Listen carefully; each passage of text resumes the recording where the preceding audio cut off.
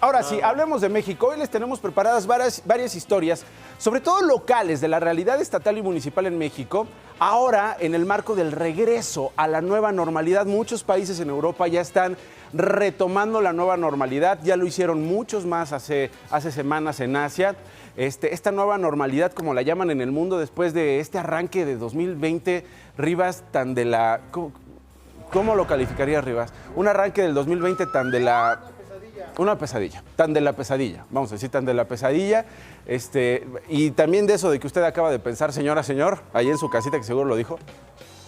Sí, es un arranque difícil en este 2020, y entre las consecuencias que traerá este arranque de 2020, sí, por supuesto, está el tema de salud, es lo más importante, el tema de las vidas perdidas, que es para mí lo más importante, el tema de la salud, el tema de la vida, pero pues no hay negocio, empresa, moneda, que deje de decir en muchos casos, en otros no, en muchos casos, que es lo más importante.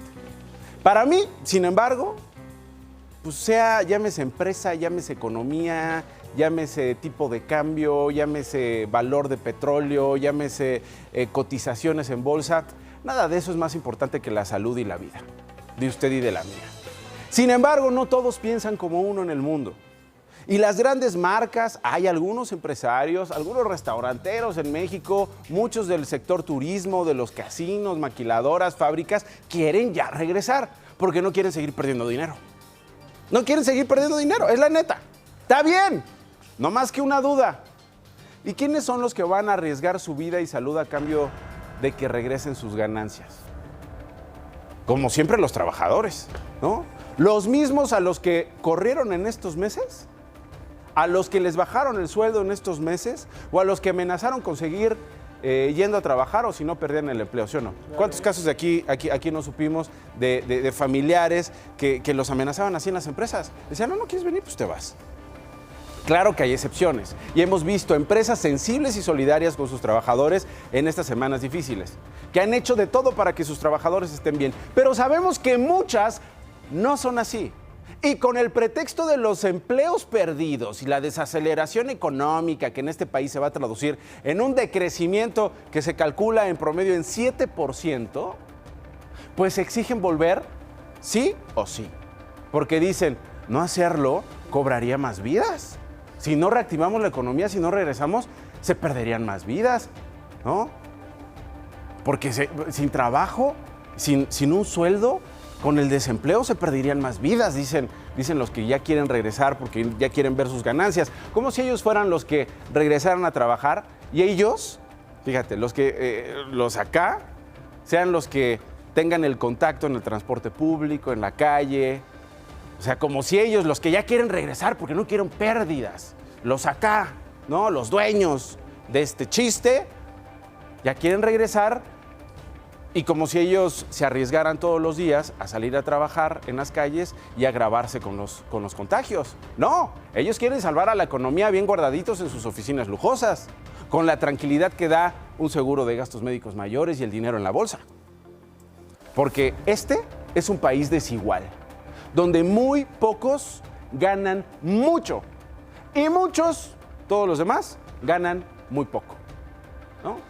Pues sabiendo esto, la CEPAL, que es, por favor, niño, ¿qué es la CEPAL? La Comisión Económica para América Latina. Muy bien, niño. La Comisión Económica para América Latina, exactamente, es una organización que depende de la ONU, de la Organización de Naciones Unidas, es decir, es financiada por los países y que a veces cae bien a los gobiernos, depende qué diga de ellos, y a veces cae mal. Y resulta que es un órgano financiado, a veces dicen los gobiernos financiado por nosotros, por el bien de nosotros, y otros gobiernos cuando los critica la CEPAL, no, pues financiados más bien por gobiernos golpistas como el gobierno estadounidense, que financia la CEPAL para andarnos dando en la torre todo el tiempo. Bueno, la CEPAL, este dual espíritu de la CEPAL, alertó que la crisis derivada de la pandemia del coronavirus, SARS-CoV-2, dejará en la región a más personas en condiciones de pobreza y pobreza extrema. En la región me refiero a la región de América Latina. Sí, después de esto habrá más pobres. Sobre México, la CEPAL dijo que será uno de los países que más se cargará el payaso. Así, digamos para resumirlo. Imagínense que el payaso cargará a muchos países, ¿no? Pero a México se lo cargará especialmente. O sea, se lo va a cargar con un cariño el payaso, así como sale en la foto. Miren, un cariño. O sea, es más, le va a hacer así, mira.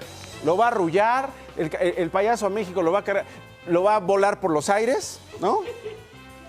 Le dará vueltas, ¿no? Como si fuera pizza, el payaso a México, ¿no? Si de por sí ya nos iba de la... ¿Cómo era? ¿De la pesadilla? Si de por sí ya nos iba de la pesadilla, pues ahora nos va a ir peor. Si de por sí ya había pobreza, desigualdad, que eran nuestros demonios, ahora serán los demonios de la nueva normalidad, que ya era la normalidad para los gobiernos pasados en México. Así, a los del norte del país, que estaban mal, les irá mal. Pero a los del sur, que estaban mucho peor, les irá mucho peor. Imagínense, ¿no?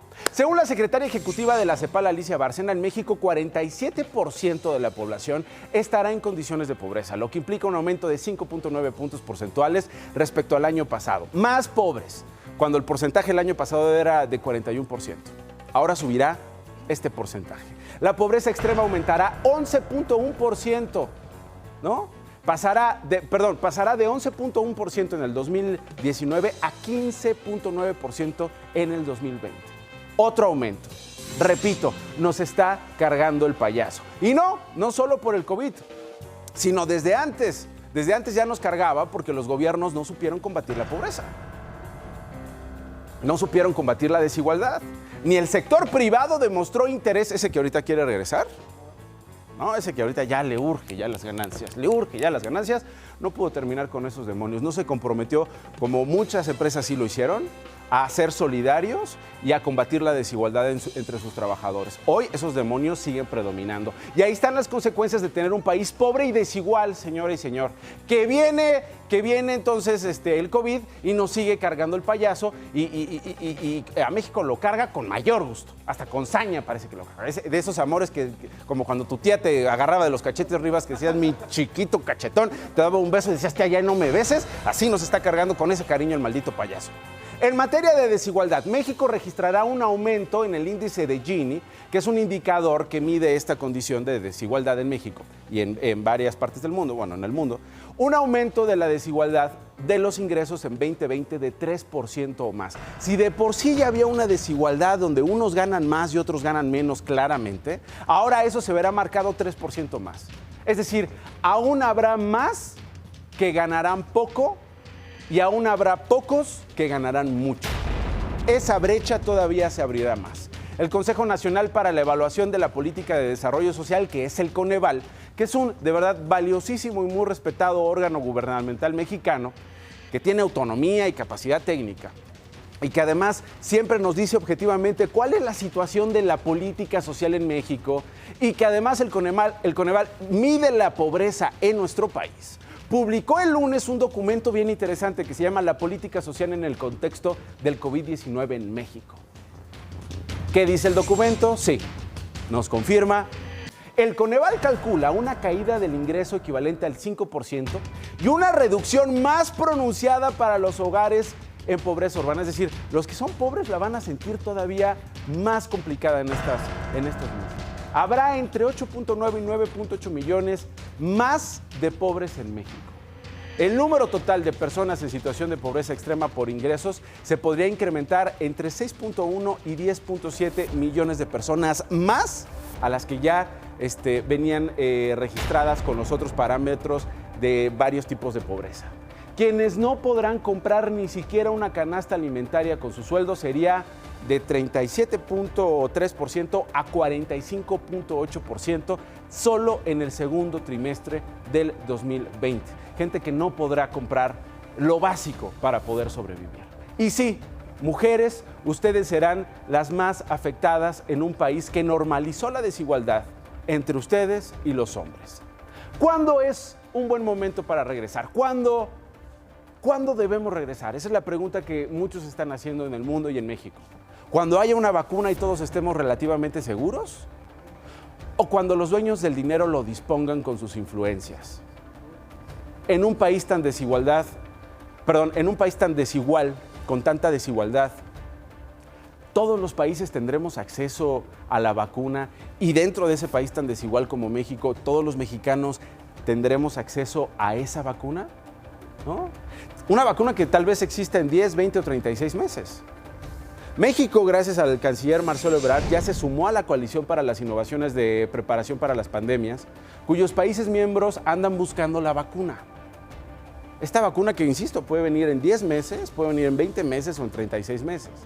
Y cuando llegue al México de las desigualdades, ¿cuántos podrán ponerse la vacuna?